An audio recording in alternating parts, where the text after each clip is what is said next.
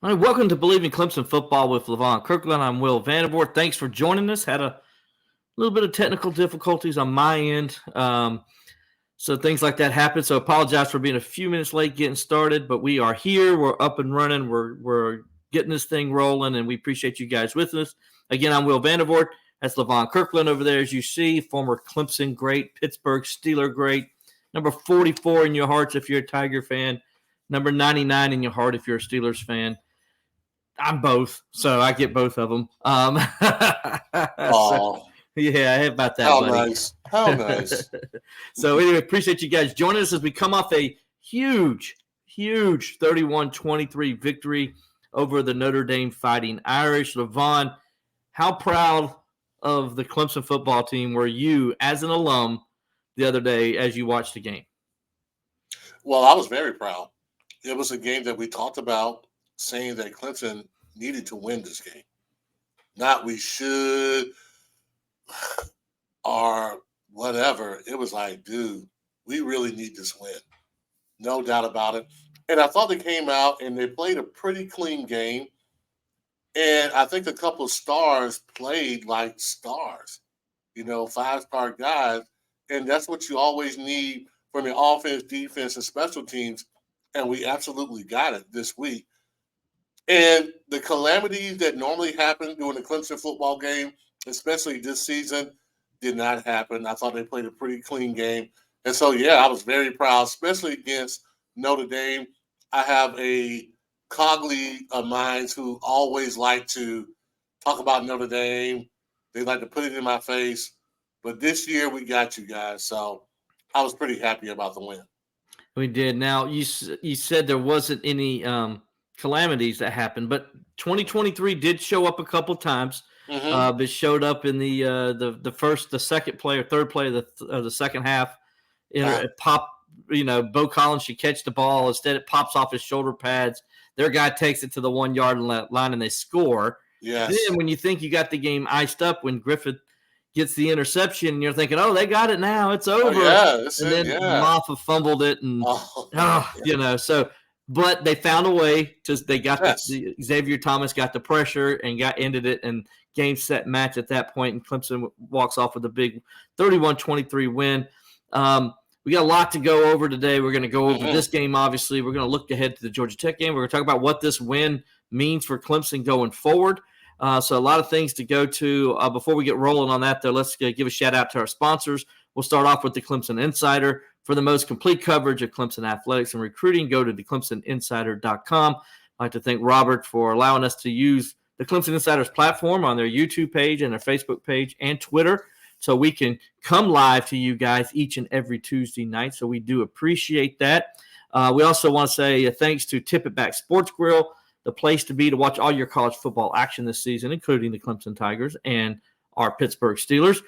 So we want to thank those guys. And then, of course, without a doubt, our number one sponsor, who's been with us from the beginning and is the reason why we do this show each and every week, and that is betonline.ag. They've been with us from the beginning. And so the last, as you know, Levon, of the major pros has already tipped off their season, and that's NBA sports. And so the NBA is going full blood now. The World Series is over, so there's no more baseball, but there's now NBA, you got NFL, and you got college football, and you got NHL. So you got all those kind of different things you can bet on. So they're all in full swing. So BetOnline is your number one source for all your wagering news, odds, trends, and predictions. So get everything NBA at your fingertips with both desktop and mobile access for every sport anytime. So head on over to BetOnline today and get in on all the action. Don't forget to use our promo code Bleav, that's BLEAV, to receive your 50% welcome bonus on your first deposit. Again, that's Bleav, BLEAV, to receive that 50% welcome bonus on your first deposit. Again, betonline.ag, where the game begins. And as I mentioned earlier, we'd like to say thanks to Tip It Back Sports Grill, 215 Pelham Road in Greenville, South Carolina. It's the place to be every football season, including this year where we've got, I can't believe we're already, Levon, I know.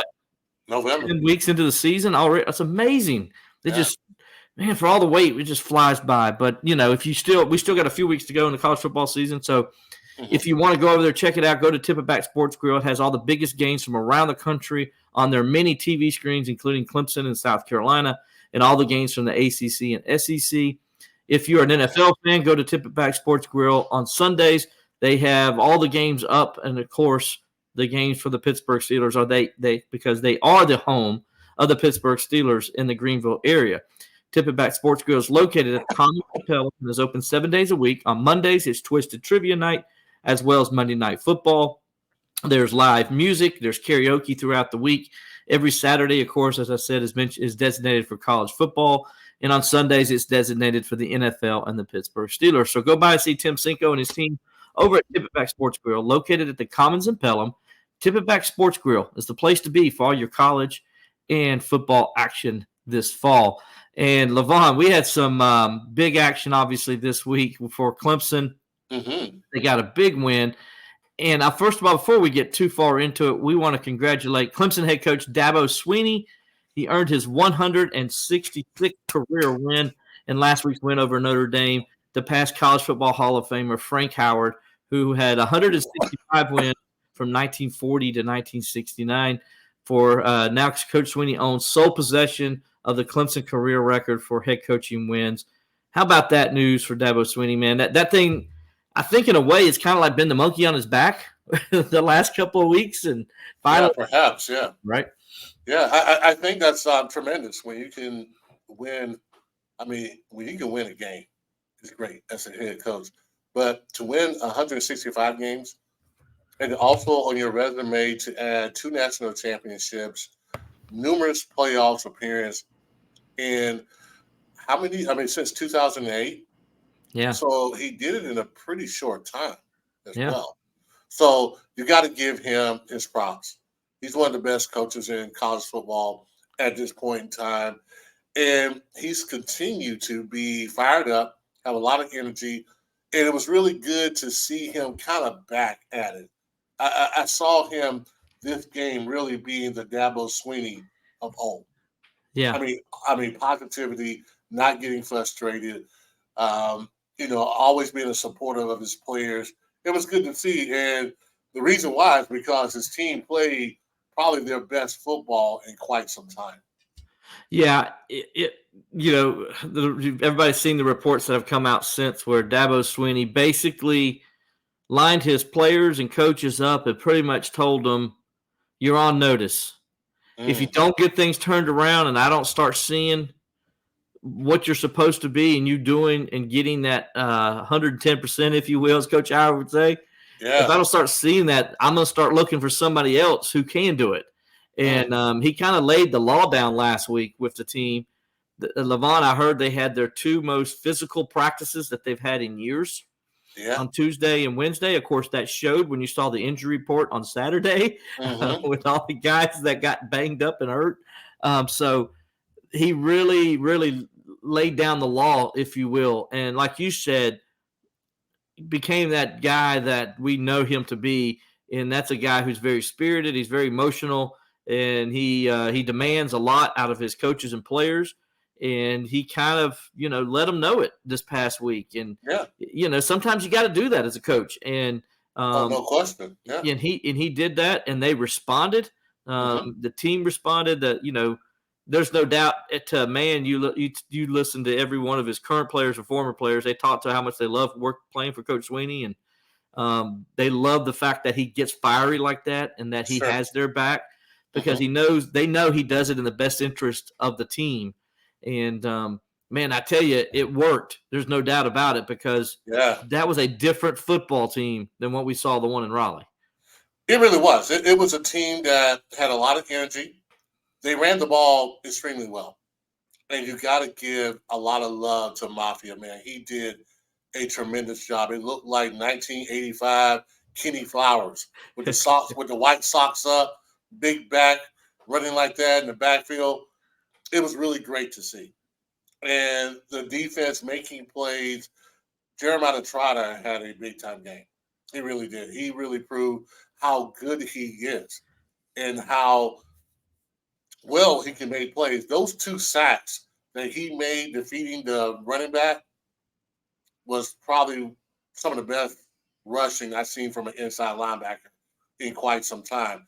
So it was good to see them playing a little bit more complimentary ball too. I think in the second half, they seemed to really have good field position the whole time, really putting Notre Dame really deep into their territory. So it was complimentary football, and that's what you want, and that's what they did. They were really simple this time, relying on the running game, getting to the quarterback, making tackles. So it was really good to see the energy was up, and that's what you need when you're playing a number 12 team that's coming into your place, and you've lost 2 games. I'm sure he had a come to Jesus meeting. Like, if you don't get it done, you out of here. And I'm sure when you get that kind of notice from your boss, your work ethic steps up. Your attention to detail stepped up. And I really saw that this past Saturday. Yeah, and I'm glad you brought it up about Phil Mafah and that offensive line and what they did. And that kind of leads into the note. You see the scroll going across the bottom here. The Atlantic Coast Conference announced on Monday that Clemson running back Phil Mafah, center Will Putnam, punter Aiden Swanson, and linebacker Jeremiah Trotter all earned ACC Player of the Week honors in their respective categories for their performance in Clemson's 31-23 victory over Notre Dame. Mafah earned his first career ACC Running Back of the Week award after a record-setting performance in the win against the Irish. Mafah recorded a career-high 186 rushing yards on a school-tying 36 carries and matched his career high with 2 rushing touchdowns. Mafah's 36 carries against the Irish tied the school record shared by Jim Shirley, who had 36 carries against NC State in 1951, Ray Yager, who had 36 carries against Wake Forest in 1969, and, of course, Raymond Priester, who had 36 carries against Maryland in 1997. So it's the first time since 1997 that a running back has had that many carries. So that, you do the math. That was a long time ago. And so, also his 186 yards were the most by a Clemson player of any kind, any running back, since Kobe Pace's 191 rushing yard performance against Wake Forest in 2021. Putnam earned his first ACC Offensive Lineman of the Week honor this season and his third of his career. His selection this week joins accolades garnered following games against Louisiana Tech and Miami of Florida last season. On Saturday, Putnam graded out at 98% with 6 knockdowns, according to Clemson's coaching staff. In addition to helping Mafah on his career day, Putnam led an offensive line that helped Clemson limit Notre Dame to 1 sack, despite starting its 3rd different offensive line combination in as many weeks and its 5th different offensive line combination this season. The veteran contributed to Clemson's 31 points, which more than doubled the per-game average surrendered by the Irish defense, which entered the game ranked 10th in the country in scoring defense at 15.3 points per game. Swanson's selection as ACC Special Teams Player of the Week is his first of his career, and he becomes the first Clemson player to earn the honor since Will Spires did it in 2020. Against Notre Dame, Swanson placed a career-high 5 of his 6 punts inside the 20-yard line, and his lone punt that was not down inside the 20 was a booming kick that resulted in a Notre Dame must-recover fumble by Clemson. He produced the most punts placed inside the 20 by a Clemson punter since Spires in the national championship game to end the 2019 season. Jeremiah Trotter's selection was the first of the season and his 3rd of his career. Last season, he collected ACC honors for his performances against Florida State and South Carolina. Against Notre Dame, Trotter recorded a game-high 11 tackles, 2.5 tackles for a loss. He had 2 sacks and an interception in which he returned 28 yards for a touchdown. In doing so, he became only the 5th football player and 2nd Power 5 player since 2005 to post double-digit tackles, at least 2.5 tackles for a loss, 2 sacks or more, and a pick 6 in the same game. And the accolades for Trotter, and it didn't end there. He was also named by the the Walter Camp Foundation announced today that he was the Defensive Player of the Week for his performance for Clemson's 31-21 win over Notre Dame this past week. The Football Writers Association also gave him the Bronco Nagurski Award for the Player of the Week as well. And then, of course, Will Putnam, he got the Outland Trophy National Player of the Week Award for his performance today, too. So the accolades keep rolling in for those 2 guys, Levon, and for all 4 guys, as they had if you think about the 4 guys that were honored, if it wasn't for them, Clemson probably doesn't win that game. I mean, those guys played outstanding, as did everybody on the team. Yeah, no question about it. Like I said before, it was complimentary football at its very best. Mm-hmm. I thought Swanson did a great job as far as putting the ball, making sure that Notre Dame didn't have good field position. And then the one that actually caused a fumble was a great kick. I mean, tremendous kick. And the guy just kind of muffed it, and we kind of recover it. And then you look at the running game, the offense, man. Phil, Maffa, and Putnam just did a great job. And he really did a fantastic job, Maffa, that is, of finding the holes. It wasn't always there, but he did a good job of cutting off guys, great vision. And I really Bleav that sometimes a running back, they need multiple carries. They need to get going. And once they get going, they can really dominate a game. And that's what he did. And Jeremiah Trotter just played like a 5-star. We mentioned that earlier because, man, do you know how tough it is to get 2 sacks, a pick 6? Those tackles were lost, and double-digit tackles. That's a lot of work. That is a lot of work. And I'm telling you, he made some big-time plays. And sometimes you need a guy to step up, and he really stepped up and helped his team win. I mean, he scored a touchdown, which is big. Yeah, you know as good as anybody how tough that is. Yes, playing the same position. Tough. Yes. So I came close one time where I had 2 sacks, had an interception, but I don't think I only had maybe 6 or 7 tackles. Right. And that was in college. That's probably the closest I came to a day like that. But for him, I mean, he was all over the place. I'm sure most people would call that a flow performance. And he was definitely in the flow. Really proud of him. I know his dad pretty well, and I'm sure his dad was proud of him too because he put on a performance. Yeah, today we got to talk to him, and he was asked about the hammer. He lays down the hammer, now which is what his dad used to do, and he said he did it one game last year, just one time, kind of like it just kind of happened. He didn't really mean to do it; it just kind of did it.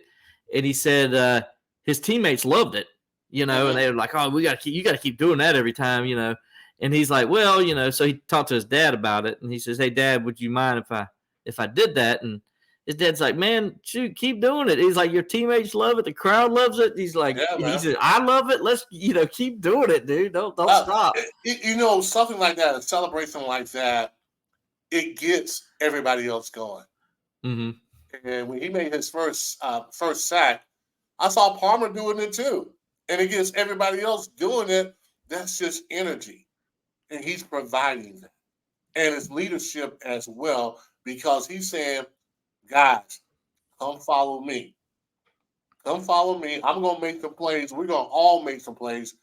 And we're going to win this game. And what we talked about last week was this was a game that, quite simply, Clemson had to tell Notre Dame, you're going to have to kill us to beat us. Mm-hmm. And that's what happened. Yeah, that's exactly what happened. And just a monumental win. We're going to get into that more in a minute. We do have one more thing I want to announce. And this is a guy you work with, I Bleav, and he helps with the South Carolina Football Hall of Fame. Okay, yeah. Yeah, and so I'm going to pull it up here in a second if I can. Here we go. The ACC announced today, as you see it coming across my screen right now. The ACC announced a Heisman Trophy winner, multiple Super Bowl champions, and Hall of Famers and All-Americans, and several NFL standouts highlight the 2023 Atlantic Coast Conference football class, honors class that was unveiled on Tuesday.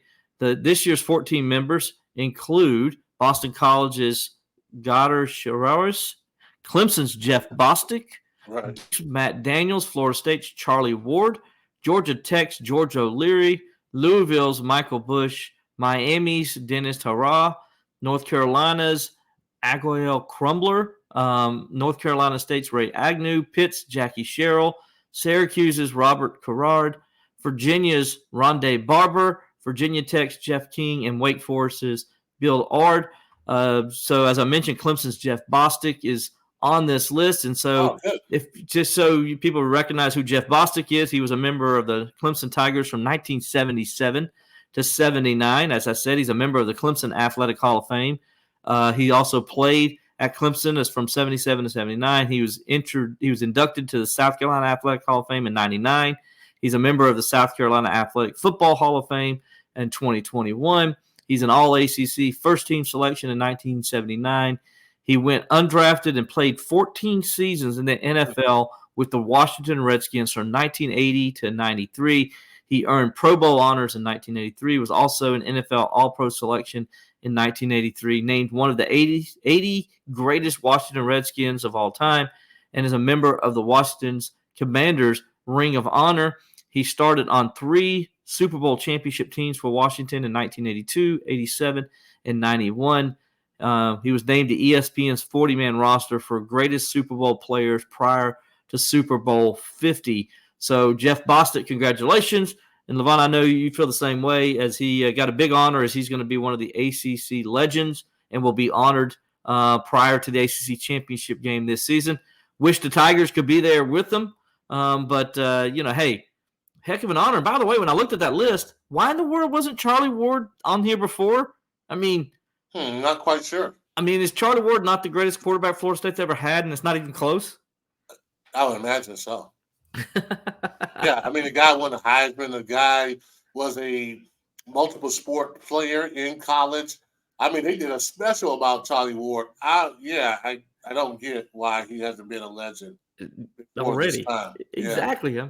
I mean, he's a Heisman Trophy winner. Led his team to a national championship. Yeah. Took his basketball team to a Sweet 16 and a Final Four. Right. I mean, and he went on to play in the NBA for how many years? 10 or 12 years or whatever. Yeah. The New York Knicks. Had a really good career. Yeah. Yeah. And really, honestly, probably would have been, today's standard, probably a first or second round NFL quarterback. Yeah. It's a shame that back then they didn't recognize his skill as a quarterback. And it's the same skills that Lamar Jackson and a bunch of other guys have. And this guy didn't even get a chance to play in the NFL. And look at some of these other names. Obviously, George O'Leary, thought he would be in there before now. Right. Pittsburgh's Jackie Sherrill, he should have been one of the first ones, shouldn't he? I would think so, yeah, behind Tony Dorsett. Yeah, exactly. NC State's Ray Agnew, you remember that guy? I don't know. Yes. Yes, you do, right? I'm sure we all remember Ray back from 88 to 91. We remember Ray. And then Virginia's Rondé Barber. He's a Pro Football Hall of Famer. He caused me an opportunity to go to the Super Bowl my last year. That's right, he did, didn't he? That interception he made was brilliant. That's when you were at Philadelphia, right? Yes, that's why I was in Philadelphia wearing that number 93. Yeah, that was tough. Yeah, I bet it was. But I got a great story with him though. So me and my ex-wife were down in Tampa. And the Steelers were playing the Buccaneers that weekend. And so we're doing the whole, I think we were at the animal park down there or whatever. And I got my Steelers shirt on and we're going through the park. And Rondé Barber comes up to me and he says, obviously you're here for the game on Sunday. And I said, yeah, you're Rondé Barber. He's like, yeah, I am. And I was like, yeah, that's pretty. Yeah, I am. And I just thought it was cool. Rondé Barber just came up to me and asked me if I'm going to the game, right? And he says, "Do you guys know it's going to be a home game for you guys on Sunday?" And I said, "You think so?" And he's like, "Yeah, trust me, it will be a home game." And he wasn't wrong. When I went in there, there was 65,000 terrible towels. I guess he knew his town very well. Very well, yeah. Well, they haven't always been winners at Tampa Bay. Right. So, I mean, if you could remember past the Tom Brady days, Tampa Bay went through some hard times. Mm-hmm. Yeah, but he's an excellent player, man.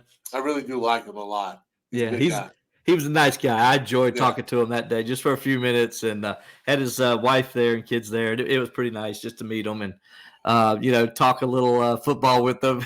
He didn't have to do that. He came over and did it anyway. And that was pretty. I thought that told me a lot about his character, who he is. Yeah, great guy. Good job. Yeah, awesome. Well, obviously we want to talk about this game against against Notre Dame. Mm-hmm. We mentioned it a little bit. Levon, I guess when I look at it, the first thing I think of is when all the news started coming out with the injuries last week. So, after we did our podcast last week, last Thursday, news came out about Marcus Tate, several other players that possibly couldn't play, Colin Sadler on the offensive line. A couple other guys were questionable. And you're starting to think, my goodness, if they're playing a Notre Dame team that's as physical as anybody they're going to play. And they're already losing 2 offensive linemen on a unit that hadn't played well already. Right. I mean, it's like, oh my goodness, what are they going to do? And then news breaks out on Saturday where 4 defensive players are not going to play. That have been Sheridan Jones, Jalen Phillips, R.J. Mickens, and then there was one more. My mind's escaping me, but they had 4 starters in the secondary out for the game.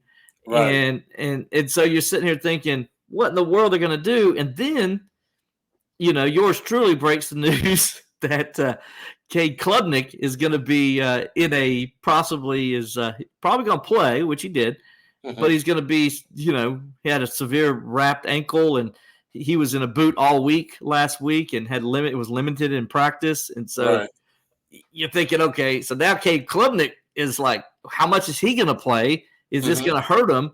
All these things going against Clemson before the game starts. And Dabo said in the press conference, he told his players, he's like, guys, we're just going to go out there, take the guys that can play, that are healthy, and we're just going to go play their dudes, and then we're going to go find out something about ourselves today. Yes. And what they found out is they're pretty doggone tough because with all those players out, I think Dabo counted 14 in all, they still found a way to really control that entire football game against Notre Dame. Oh, no question about it. I thought, as we said before, the energy was really good. Really good. Unlike NC State. And sometimes that happens when you're playing away. Guys, their energy level is just really not that good. But you saw that Coach Sweeney really had these guys ready to play. And I think that guys, sometimes when you give them an opportunity and they know they're going to play a good bit, sometimes they turn it up. And I thought that a lot of guys, they turned it up pretty well. And they played. They let you know that, hey, man, we got some guys that still can get it done, some young guys who are going to be really good players. And everybody talks about the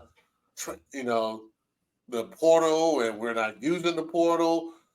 But I really Bleav after the COVID, eligibility is gone, I think it's not going to be – the portal may not be as huge. That's just my opinion. I could definitely be wrong. But I saw some grit, and I saw some workmanlike ethic, and I saw some fight.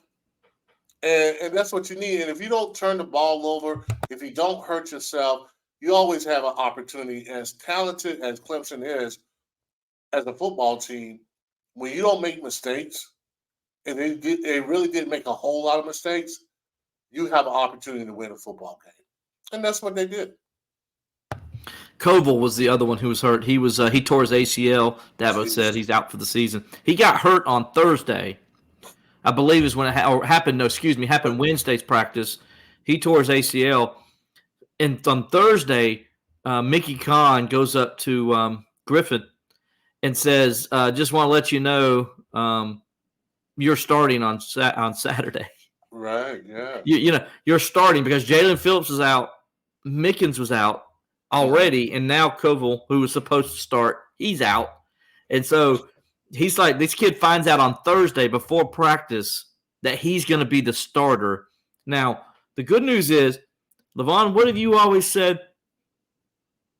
No matter if you're starting or if you're second team or third team, you always got to act like you're the starter because you never know when that ankle's going to be turned or something's going to happen, and all of a sudden you move up the depth chart.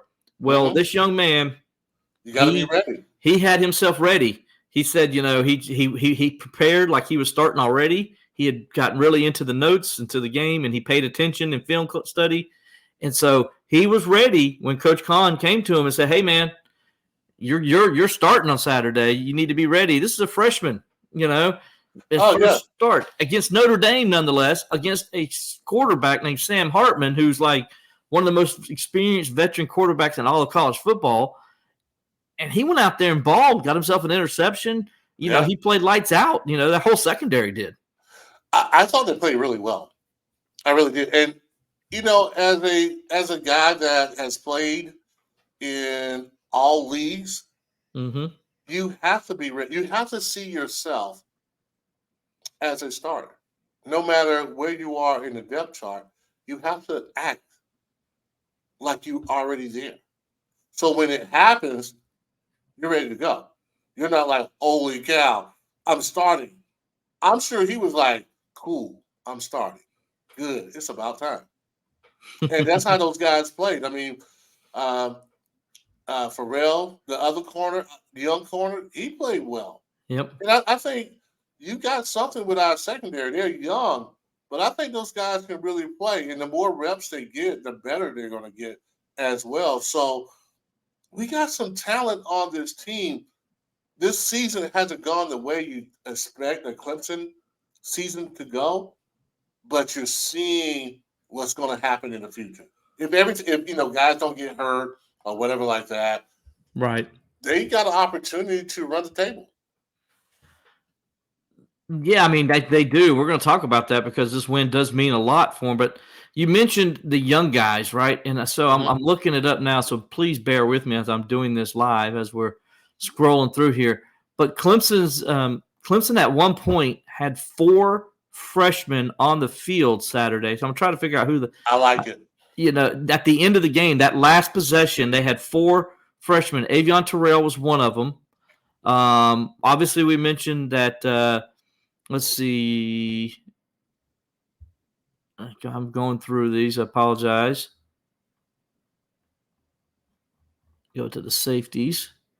They had Kylan Griffin there. We talked about him. He's 2. Let's see. Who else was a freshman that we saw out there? Was Peter Woods out there? Well, Peter Woods was – I don't know if he was on the defensive line at that time, but in that secondary, there were 4 freshmen on the field at that time and at the end of the game. Let them play. Yeah, exactly. I'm trying to figure out who the other 2 were. I know, like I said, Terrell was out there, and we mentioned Griffith was out there. Well, anyway, I'll figure it out as the show goes on. But those guys, I mean, to have 4 young players at the key moment of the game out on the field in that moment, and the game's on the line, and you got to get a stop, and they're playing against a veteran quarterback. I mean, how big is that? What kind of a learning experience is that? That's just amazing. Well, I think it's great because, a lot of times younger guys bring in the energy. Sometimes you don't want just all veterans all the time. A lot of times, man, you like a mixture of young guys and veteran guys. Because I know when I played, I was a little bit more of a veteran. The younger guys really give you the energy to play a little bit harder. So I'm not one of those guys that say, oh, he's just a freshman. If he's a freshman and he can play and he can bring something to the table, which our guys are doing, man, let him ball. Let him play. But the big question I got now, I want to ask you, now, what do you do with Mafia after you have a game like that? Is simply coming back against Georgia Tech? And if he's coming back, what do you do with those running backs, especially after a game that Mafia had? Well, good question, Levon, and Dabo answered that today. Will Shipley is likely coming back. Dabo says he practiced yesterday. He was in green jersey, so he's looking good. So he's probably going to be ready to go by the time Saturday gets here. But Dabo said we're going to ride with the hot hand. He's like, Phil Maffa is the hot hand, and we're gonna ride him until he's not hot anymore.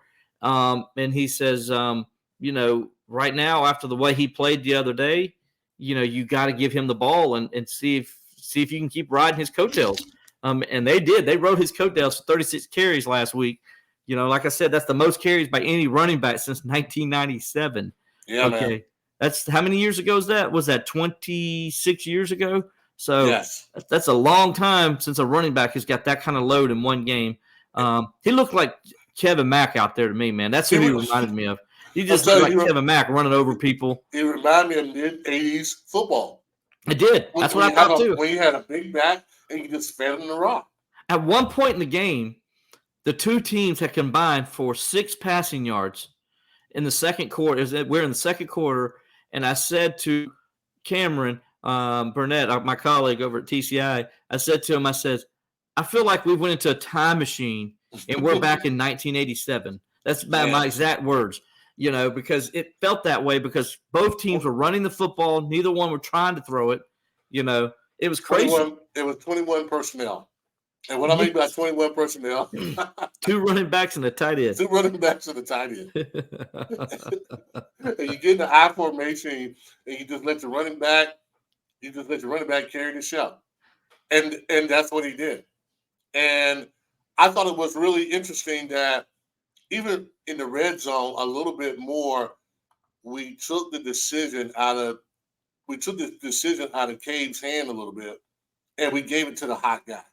And I feel going forward, everybody see when you see a performance like Mafia did, you have to put Mafia in the game. Mm-hmm. You have to give him the ball. He has to be the starter. And Will Shipley has to understand that. I think Shipley, if you watch the game, and of course, Levon, you've been on those sidelines. You understand what it's like. Right. If you watch the game, you saw that he knew that. Like he was watching it and he was happy for his teammates and his team and for Phil Maffa. But at the same time, you could tell by his body language that he knew what that meant for him. That, he's going to come back, but he knew I probably am not going to be the starter when I come back. Right. And I think deservingly that Phil deserved to start. He does. That game. He does it. Because, 186, not just the 186 yards, but how he ran the ball. Mm-hmm. He ran it tough. He broke away. He scored a long touchdown. He was seeing the field very well. You got to give him the start. There's no way you go in and say, "Hey, we're going to divide the carries." You can't do that. Like Dabo said, they're going to ride the hot hand. Now, I don't think he'll get 36 carries, but I think you might see him get over 20. And Shipley will get 10 or 11. I think I would feed him like that. After that performance, let's ride his back. Let's see what he can do. Absolutely. Keep giving it to him. And shit, when you come in, man, make the most of the carries that you have. That's right. That's the best. And that's just what it is. It's about playing the best players. Mm-hmm. It is. And you got to continue being the best player. If you want to play, you have to always prove yourself as the best player, because sometimes starters, when they feel like they got the job, some guys can dial it back a little bit. Right. This creates great competition.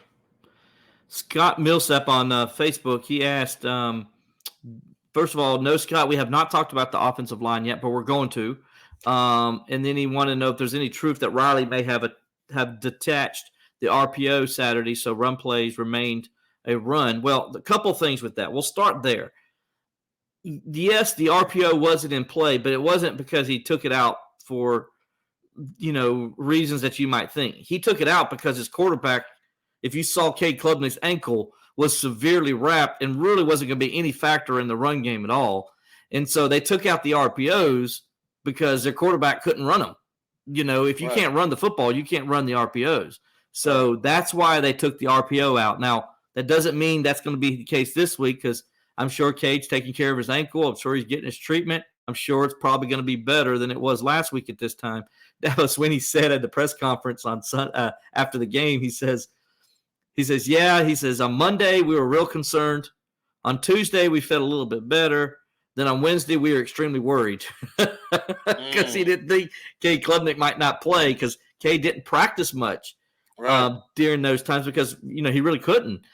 So there was concern there whether he was going to be able to play on Saturday. Now, he toughed it out, and he got out there, got his ankle wrapped, and he played well, I thought. As far as the offensive line goes, now what they did, Levon, they said, according to Dabo, was and we got to talk to Garrett Riley yesterday. They basically simplified it in a different way. In other words, normally when you simplify something, like if a team's running a lot of traps and counters and stuff like that, a lot of teams, they're running zone, then you add the traps to the counters to make it simple because of the zone blocking. Right. In most cases, zone blocking seems to be a little more difficult, right? Well, in this case, it was the other way around.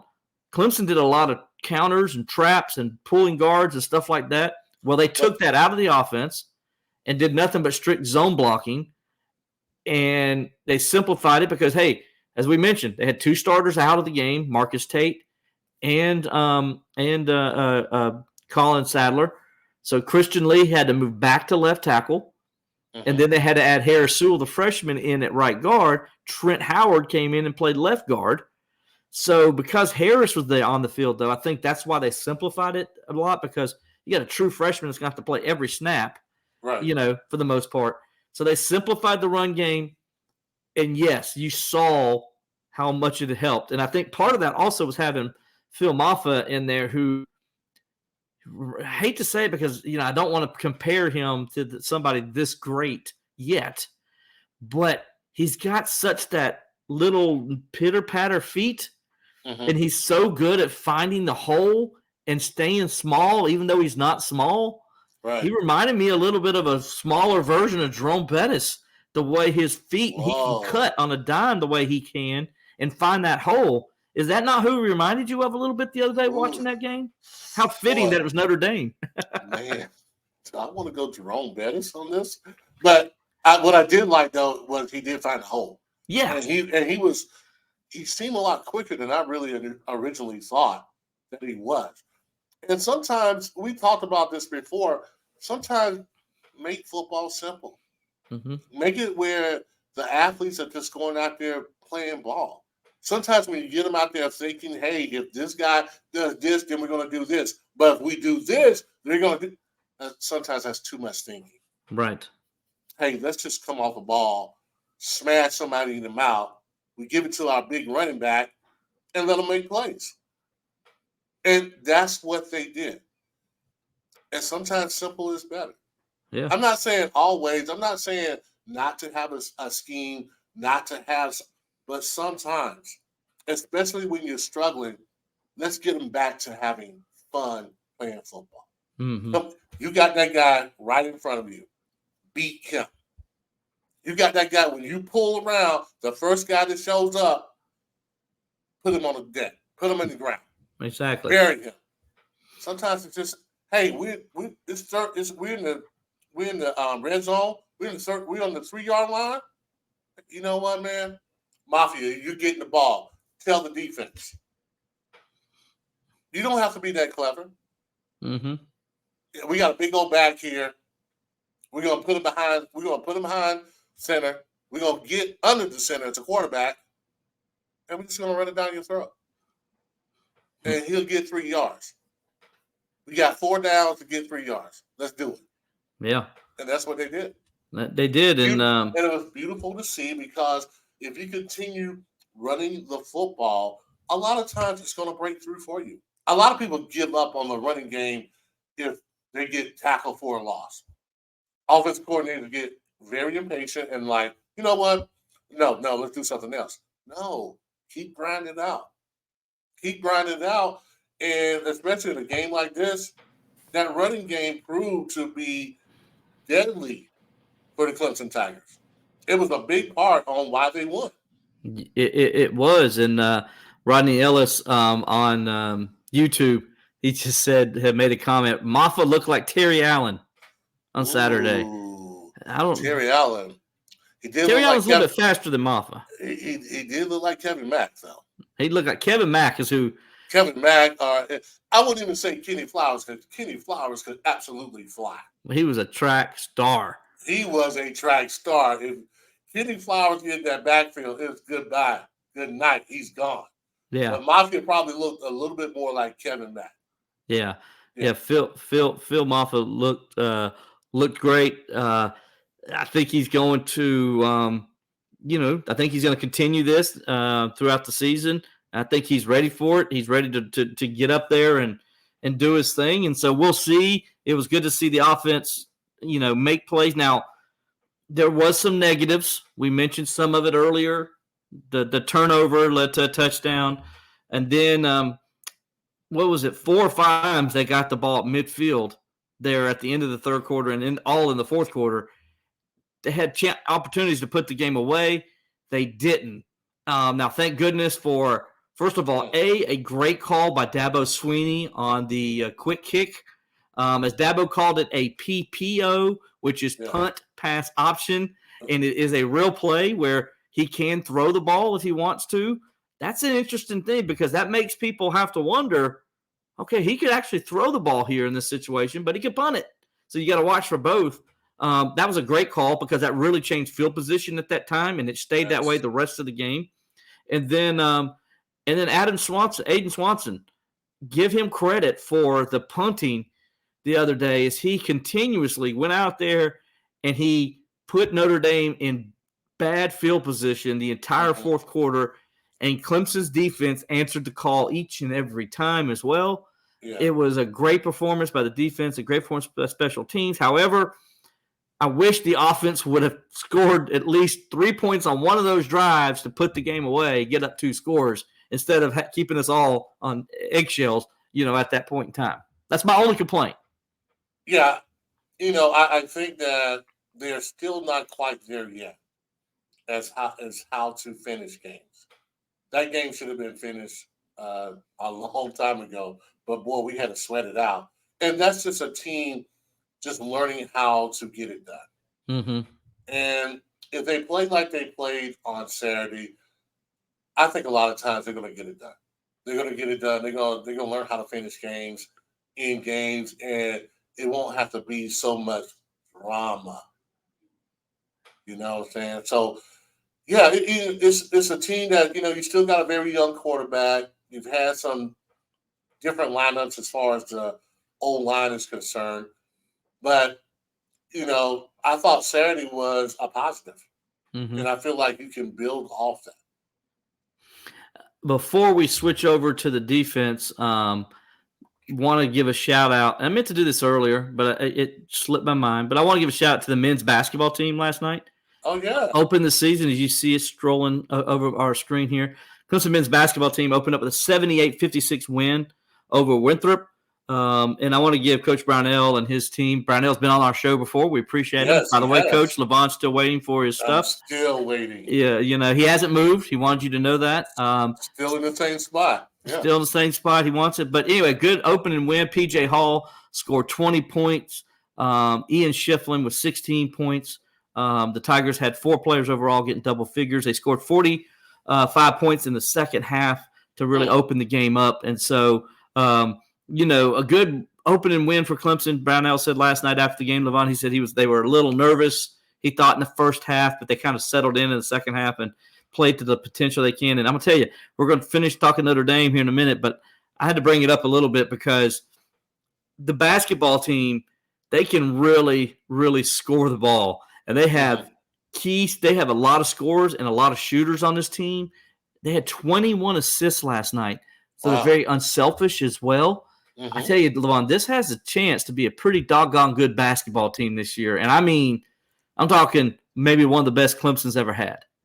Oh, wow. Well, I thought last year, man, they played well in a lot of spots, man, really did well as far as the ACC standings are concerned. Mm-hmm. I think they got hosed. Yes. From not going to the NCAA. Mm-hmm. That was to beat a team 3 times in a row, and that team gets to go to the NCAA. It was just tragic. It really was.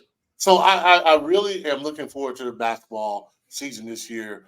I'm always watching. I'm a big fan. I follow them very, very much throughout the season. So, yeah, man, I'm hoping for a big one this year. Yeah, Maybe we get to Maybe we get to the ACC tournament title game and get one. We deserve one. We'll have to get basketball deserve a tournament championship. Absolutely, it does. And maybe we'll get Coach Brownell on here and give him a little bit of the Bleav in Clemson football mojo. Anyway, congrats to Coach Brownell and his staff and his team on their first win. And they got a game. They'll play Friday night in a tournament up in Asheville. Go check that out. If you're up in that Asheville area, go check the Tigers out.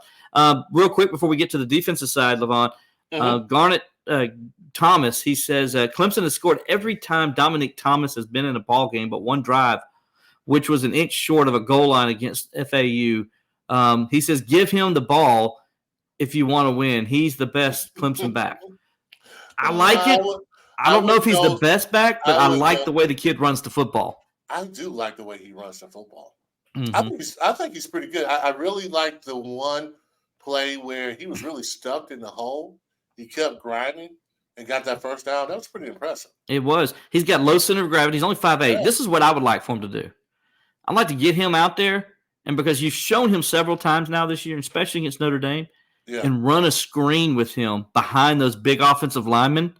And, Levon, you tell that linebacker to try to find him. I used to, I never liked little. I won't call them little. I would call them short. A lot of times people, when they say little, they think like because he's short. Right. This guy is he's a built little guy. He's a built guy. He almost said little guy. I was going to say little, but no, he's not tall. He's 5'8". It is what it is. Yeah. He's not little. He's 220 pounds at 5'8".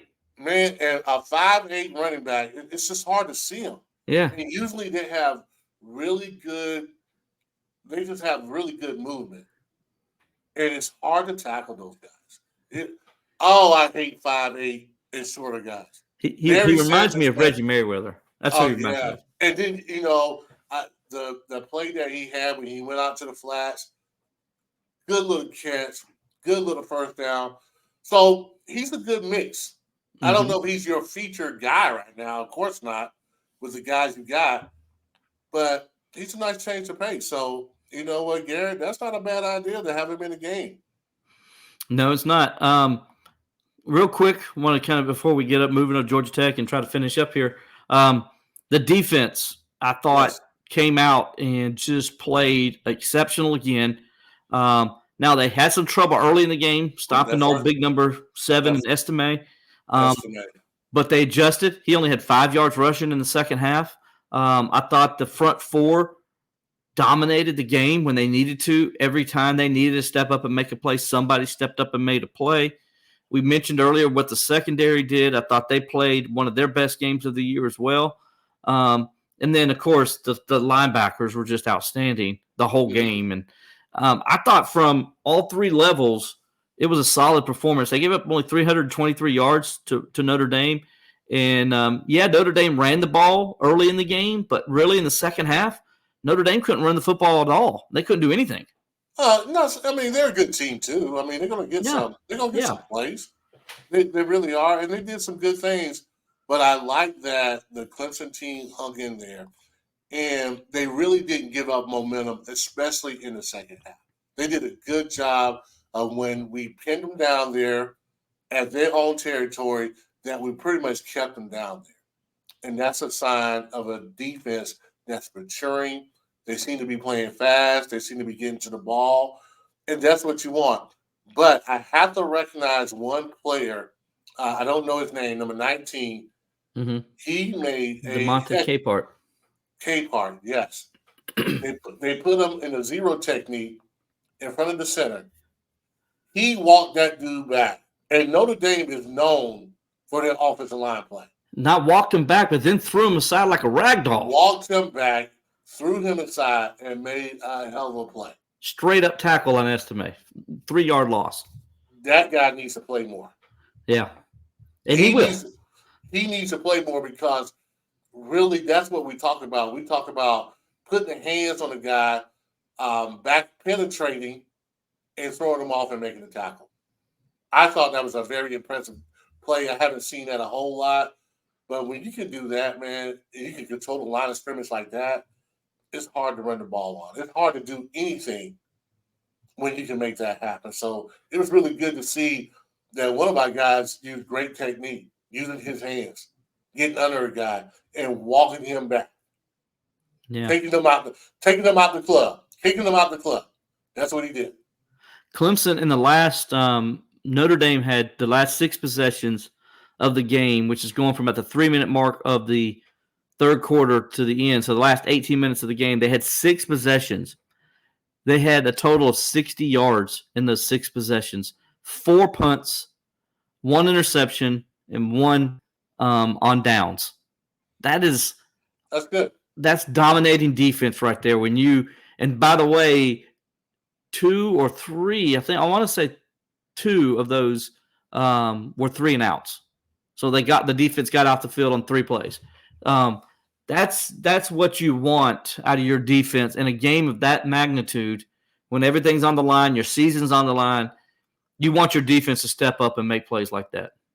Oh, no question about it. And we talked about it all year about how our defense really needs to stop those momentum series. Mm-hmm. And we haven't done a great job of doing that.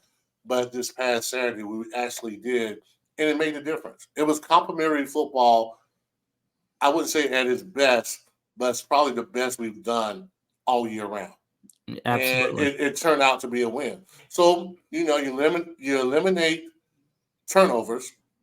You play sound football, you have an opportunity to win games. Now, Rodney Ellis asked, he wanted to know why, and we've talked about this before, why XT hasn't developed a spin or swim move. But I want to say before we get into that, XT, I went back and watched the game. XT had 4 pressures on the quarterback, 3 in the second half. Mm-hmm. He also drew 1 holding penalty, and he had a deflected pass. XT was a beast. They could not handle him in that game. Yeah. I mean, he dominated that right side of the line. So, yes, Rodney, you're right. I think he does. Me and Levon talked about that several times. He would be great if he could get a spin or swim move. But in this game, he owned that right tackle. I mean, he owned him the whole game. Yeah, no question about it. We talked about XT for the last few years and what a get-off that he has. So he has a tremendous fastball. He does. To put it in baseball terms, he needs to develop a curve. It's really somebody needs to really kind of talk to him and whisper in his ear, like especially like a great defensive end that can come and say, dude, if you can develop a spin move, you're going to be incredibly dangerous. He reminds me a lot of Dwight Freeney. Freeney, yeah. I coached him in Arizona. Indianapolis. He has that kind of frame. He has that kind of get off. And it is, I'm telling you, it's a nightmare for offensive tackles. And once he can develop that in move, it doesn't have to be a spin, but just a counter. I wouldn't say a swim move because he's not that tall. And a lot of times you don't want those guys giving a swim move because they're going to expose all their ribs. So if he can I like the spin move, but even just an inside move where he fakes like he's going outside, then goes inside, and with his get off and his explosion, I'm telling you, it's wide open for him. Yeah, like TJ Watt has that great. Mm-hmm. If you watch TJ Watt play, he'll come at a guy, he'll go outside. Then all of a sudden, he'll fake outside, he'll use his hands, cut back inside, and then it's over. He's killing the quarterback. Yeah, he sets him up so well. Yeah, and that's what XT needs to do. Mm-hmm. He needs to be able to say, hey, I'm going to set up guys. Because they know that he has a get off. And so those offensive tackles, they're going to kick back. And they're going to try to protect against the speed rush. But I'm telling you, just like you said, Rodney, he ever gets another move, a counter move, off that speed rush, he'll be dangerous. Yep. And Rodney, you're right. He does get held. He gets held a lot, and it doesn't get called majority of the time. Yeah. They have to hold him. Really, oh, my God. They held him so bad one time. I was like, now that's ridiculous. Yeah. That should have been a 30-yard penalty because it was that ridiculous. Yeah, he gets – if you watch every game, XT gets hold probably 10 times, and they only call it once or twice. but he's being held like 10 times during the game. Nobody has been able to block him all year. That is no truer statement than that. We need to talk about Georgia Tech and switch over to the Georgia Tech game, Levon. First of all, what this win can mean for Clemson real fast. The Tigers are 5-4. Granted, no ACC championship game this year, no college football playoff. We already know that. However, that win on Saturday means a lot in the sense of where you can go. And where you would like to be is someplace warm for the bowl season. And so I figured it out last night. I went through a bunch and I talked to some people. Clemson's right now, if they can win out, they'll have a chance to grab one of the ACC's first-tier bowls. In other words, the bowl games after the college football playoff and the New Year's Six. So those bowl games are the Reliquest Bowl in Tampa, formerly known as the Outback Bowl. Clemson hasn't played in that bowl game since 1990, when yours truly over there, Levon Kirkland, and the Tigers won 30-0 over Illinois. They are in the running for that bowl game if they can win out. They're also in the running for the Gator Bowl if they can win out, and they're in the running for the Holiday Bowl in San Diego if they win out. So San Diego. So those are the four. And the matchup in San Diego that a lot of people are talking about is Clemson playing Southern Cal. So that would be interesting. That's a good TV game, and I think that's why if I'm a betting man right now, and Clemson wins out and Southern Cal goes 8-4, whatever. If I'm a bet man right now, that's going to be where Clemson's going because ESPN is seeing Clemson and they're seeing Southern Cal, and they're what a TV matchup and ratings game that would be. A lot of history, right, and that's what it's about. Yeah, but if I'm the Tigers, man, you just want to keep winning and having fun at doing it. And I think this is what the Georgia Tech game means for the Tigers, man, to keep that momentum going, to get that. It's nothing better than winning the game, but even better winning 2 games in a row. And that's what you need to focus on, getting better and winning the second game. And I'm going to tell you, though, Georgia Tech presents some problems. They are a pretty good team. As far as their offense, they got some guys who can get out of space and catch the ball. King is really not a bad quarterback, and actually King can scramble too. The one thing that I see a weakness of Georgia Tech, boy, they could not stop the run. They are not that great in stopping the run. No, they're not. I think this is a great opportunity to expose them as far as running the ball is concerned. It's back to the 1980s when we run the ball, when the running backs had those really high socks on.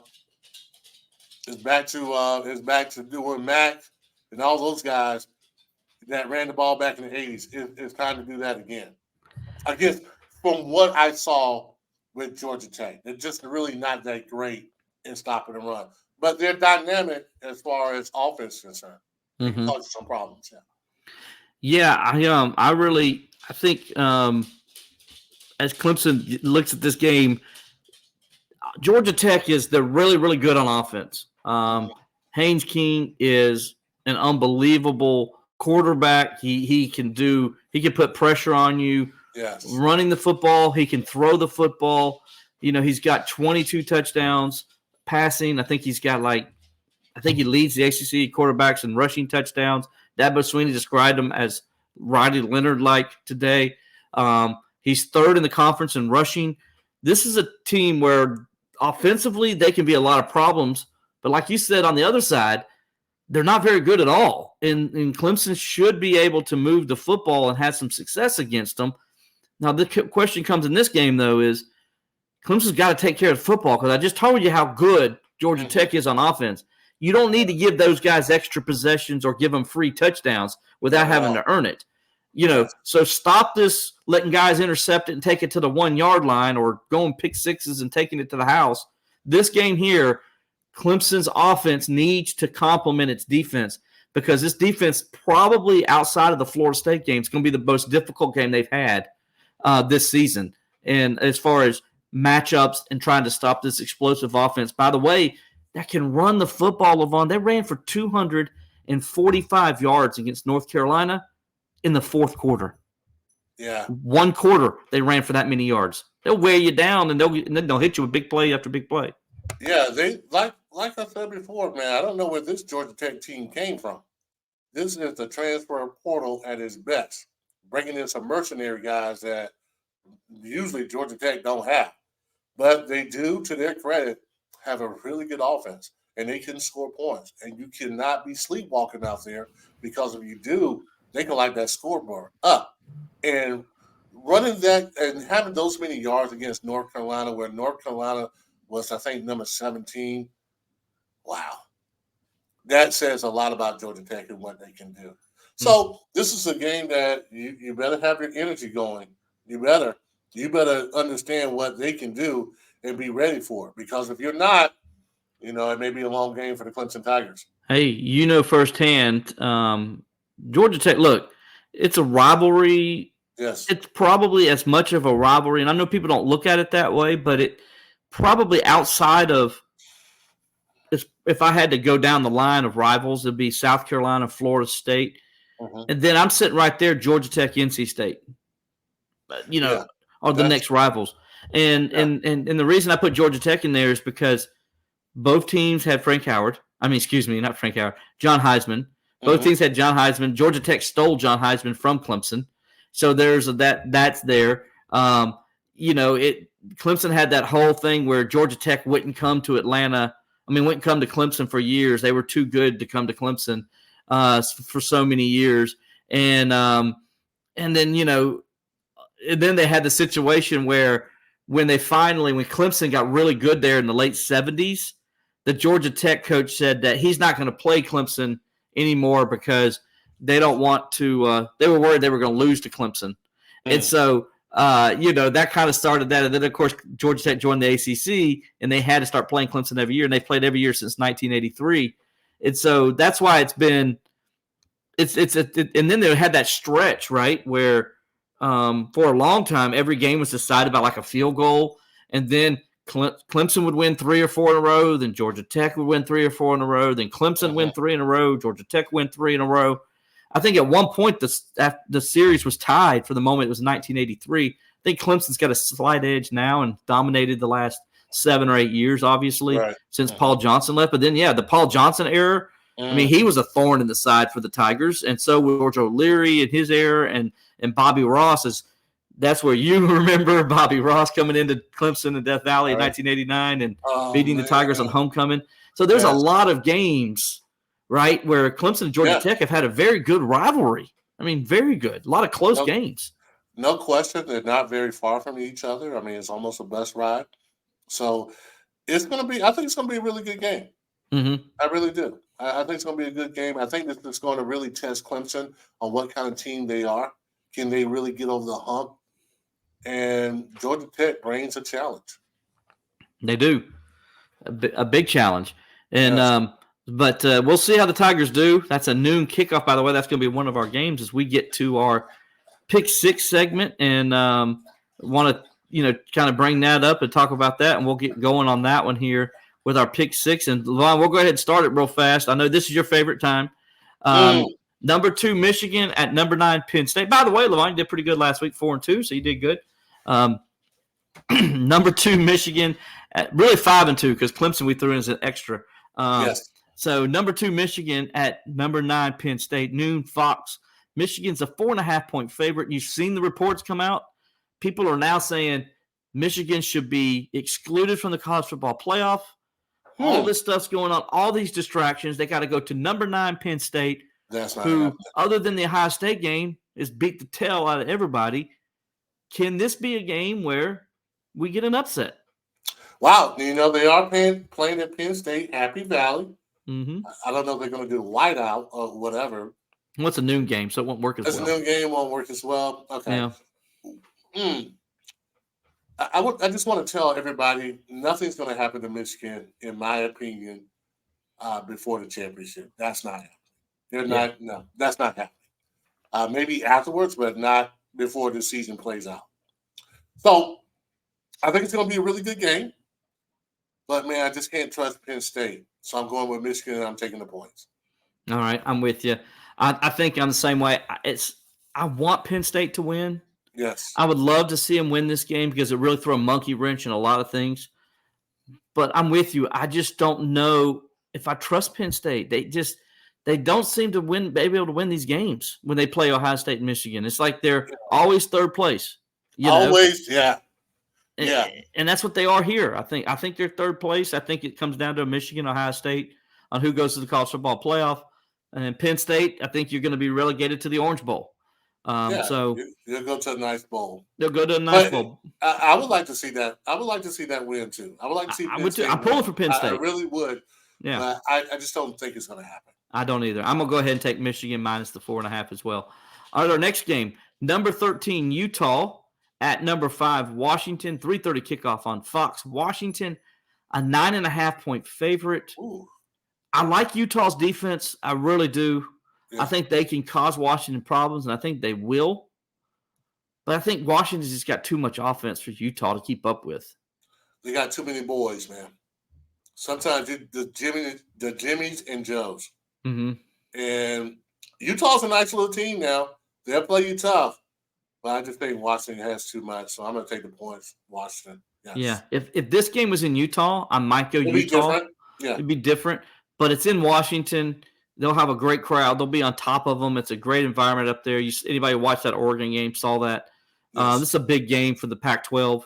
And Washington, it's important for the Pac-12 because Pac-12 wants to get in a college football playoff bad. Right now, they're sitting on the outside looking in.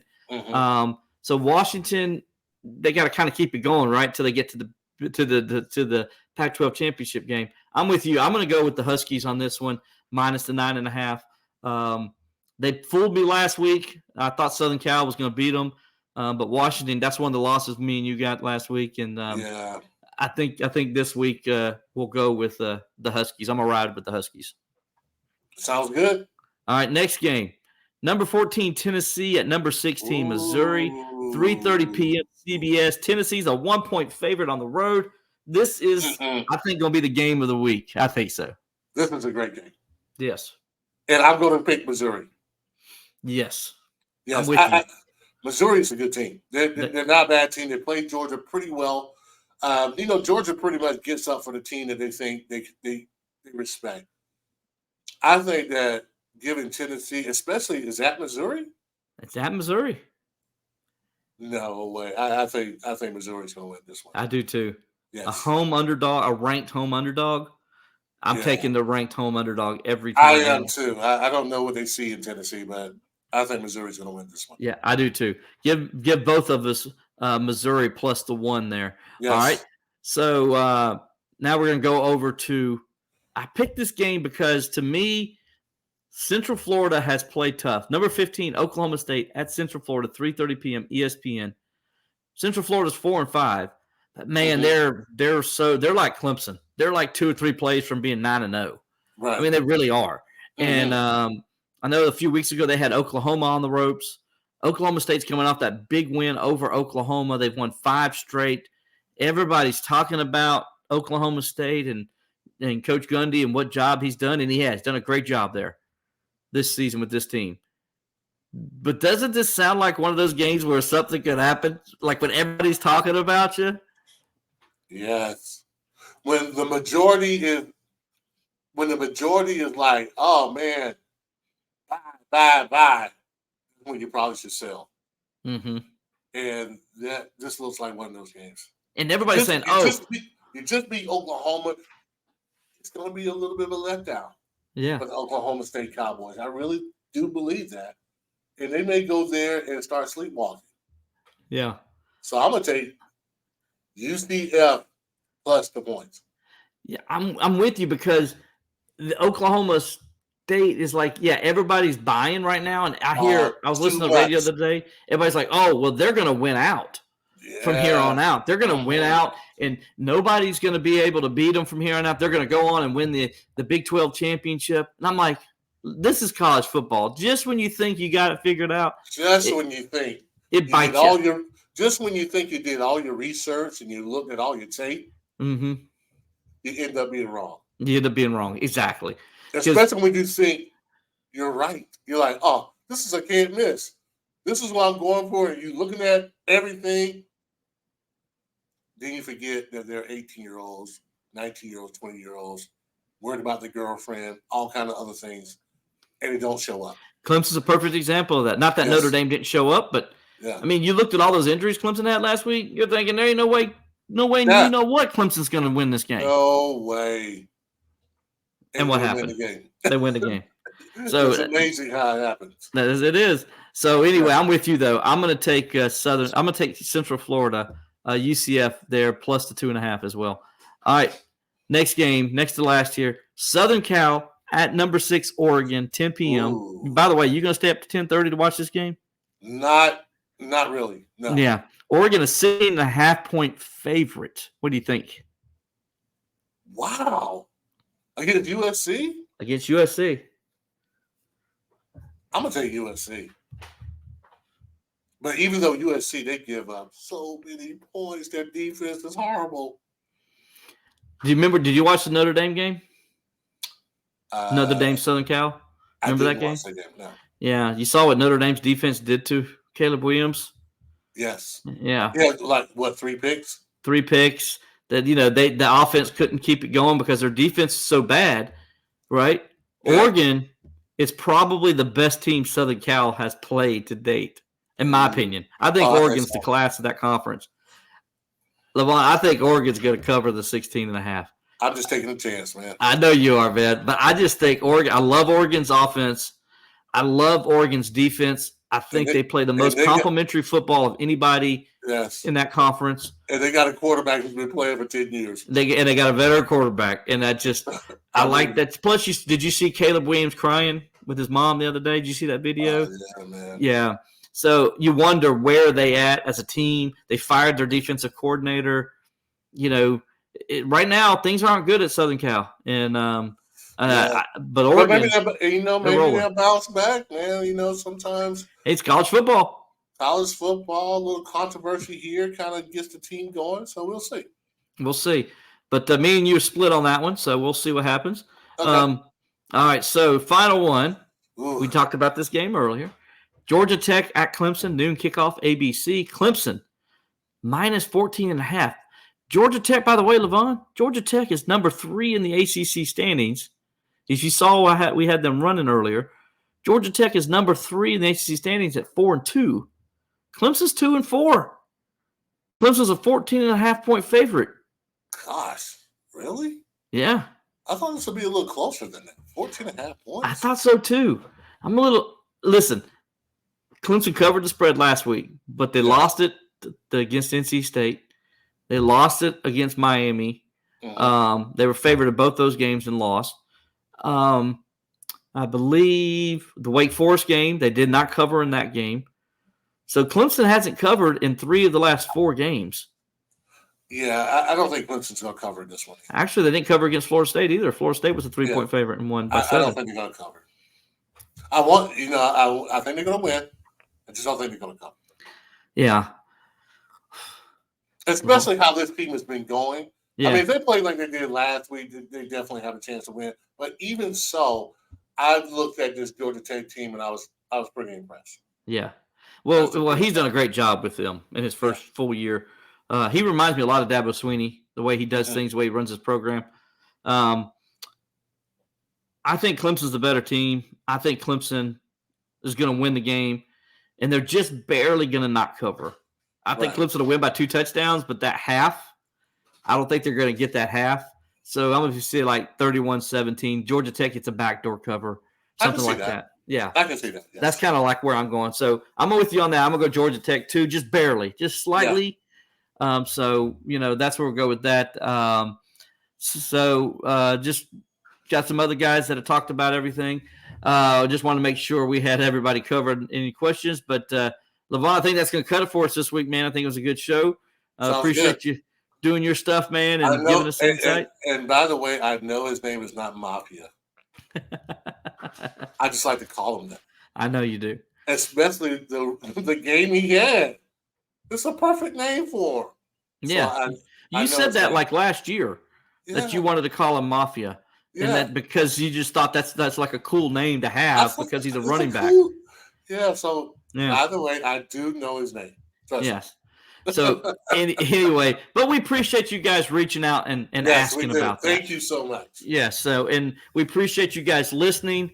For those who, by the way, those bets were, courtesy of betonline.ag. So, just go over to betonline.ag and you can bet on those games. You can do props and all the other stuff as well.